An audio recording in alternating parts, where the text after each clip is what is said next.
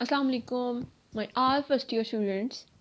Welcome at एक study zone. आज से पहले मैं चैप्टर 4, चैप्टर 9, चैप्टर 10, चैप्टर 11 सब कंप्लीट अपलोड कर चुकी हूँ। लेकिन आज जो हम चैप्टर स्टार्ट करने जा रहे हैं वो है चैप्टर 5 यानी पार्शियल फ्रैक्शंस। आज मैं उसकी थ्योरी डिस्कस करने जा रही हूँ आपके साथ, उसकी इम्पोर्टेंट थ्योरी जो आपको यहाँ मेंशन होगी। सबसे पहले यहाँ पे जो इम्पोर्टेंट डेफिनेशन है जो बोर्ड के लिहाज से आती है वो है रैशनल फ्रैक्शन।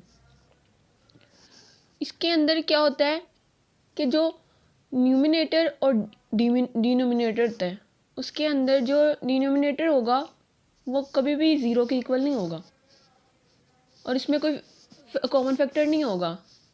जैसे कि यहाँ एग्जांपल दी गई है आपको कि x/x² + 1, इसमें कोशेंट यानी डिनोमिनेटर ज़ीरो के इक्वल नहीं है और ना ही इसमें कोई कॉमन फैक्टर है।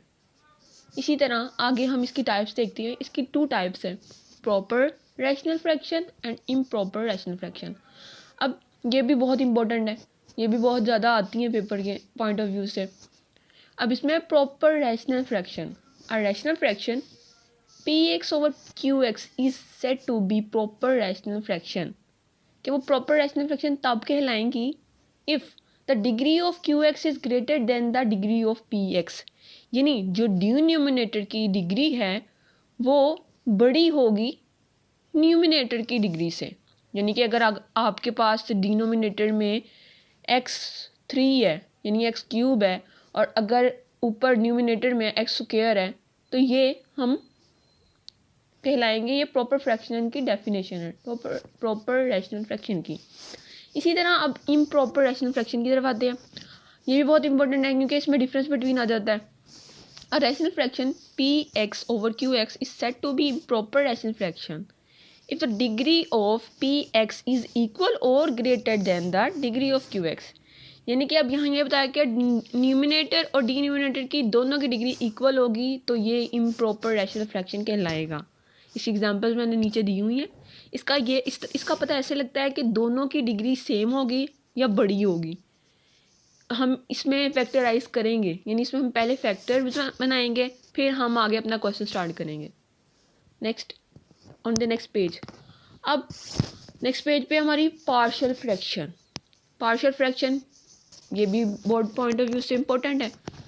अब इसकी डेफिनेशन क्या है, to express a single rational fraction into the sum of 2 और मोर सिंगल रैशनल फ्रैक्शन। यानी कि जो एक हमारे पास क्वेश्चन दिया हुआ है ना वो सिंगल रैशनल फ्रैक्शन है। हमने जब इसको सॉल्व करना है तो हमने इसको सम में डिवाइड कर देना होता है। जैसे a ओवर उसकी वैल्यू एक फैक्टर आ जाएगा, b प्लस b ओवर उसका नीचे फैक्टर आ जाएगा। इस तरह ये एग्जांपल होगी, जैसे मैंने एग्जांपल नीचे दी भी हुई है।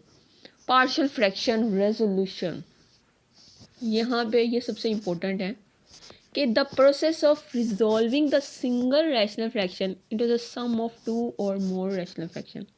ये भी पहले की तरह सिमिलर है लेकिन इसको रेजोल्यूशन इसलिए किया गया है क्योंकि इसमें रिजॉल्व किया जाता है सिंगल पार्शियल फ्रैक्शन को इनटू सम ऑफ 2 और मोर सिंगल रैशनल फ्रैक्शन। अब आगे आती है जिसमें बोर्ड में बहुत ज़्यादा इम्पोर्टेंट डिफरेंस बिटवीन है, जिस तरह कंडीशनल इक्वेशन। अब कंडीशनल इक्वेशन में क्या होता है, an equation which is true for particular value of x. यानी कि सिर्फ ये पर्टिकुलर वैल्यू के लिए होती है, जो स्पेसिफिक यानी ये एक वैल्यू के लिए हो गई या 2 वैल्यूज़ के लिए हो गई है, ये ज़्यादा वैल्यूज़ के लिए नहीं होती है, सारी वैल्यू ऑफ एक्स के लिए ट्रू नहीं होता। अब इसमें हम अब मैंने नीचे जो एग्जांपल दी हुई है x² + x - 6 = 0, अगर इसमें हम 2 पुट करेंगे तो दोनों साइड्स 0 के इक्वल आ जाएंगी, जिससे पता लगा ये पर्टिकुलर वैल्यू के लिए ही पर्टिकुलर वैल्यू ऑफ एक्स के लिए ही सूटेबल है। अगर हम इसमें 3 करेंगे, 4 करेंगे, -2 करेंगे तब ये इक्वल नहीं आएंगी दोनों साइड्स। नेक्स्ट आइडेंटिटी और कंडीशनल इक्वेशन दोनों में डिफरेंस बिटवीन बहुत ज़्यादा आता है पेपर पॉइंट ऑफ व्यू से। ये बहुत ज़्यादा इंपॉर्टेंट है, ये पिछली वाली सारी डेफिनेशन से ज़्यादा इंपॉर्टेंट है। Identity, an equation which is true for all values of x is called identity. यानी कि ये वो वाली इक्वेशन होती है जो जिसमें कोई भी हम एक्स की वैल्यू डालेंगे वो सही होगी, वो इक्वल हो जाएंगी। वो जैसे हम 1 डालते हैं दोनों साइड्स इक्वल आ जाएंगी, a + b = a + b, अगर तो हम 2 डालते हैं यानी 2 ऐड करते हैं तो वो भी इसी तरह ही होगा। सो ये थ्योरी यहाँ तक हमारी कंप्लीट हो गई।